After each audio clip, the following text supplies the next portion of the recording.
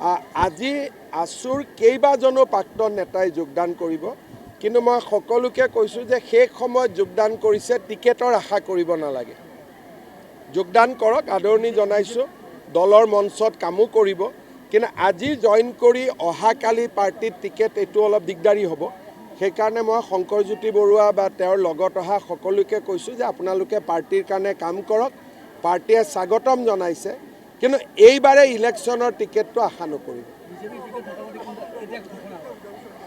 Actually আমাৰ কি হয়, টিকেট চিলেকশ্যনৰ আগতে কৈ লওঁ, মোটামুটি বুজাবুজিটো হৈ গৈছে। আমাৰ দিলীপ শইকীয়া আৰু জয়ন্তমল্ল বৰুৱাই এজিপিৰ লগত কথা পাতি আছে, মোটামুটি সম্পূৰ্ণ হৈ গৈছে। আৰু যিদিনাখনে অমিত শ্বাহ ডাঙৰীয়াই বিচাৰিব যে আপোনালোক আহক চেজ কৰি দিওঁ, লগে লগে চেজ হৈ যাব, কাৰণ যিটো প্ৰাথমিক বুজাবুজি সেইটো ইতিমধ্যে সম্পূৰ্ণ হৈ গৈছে।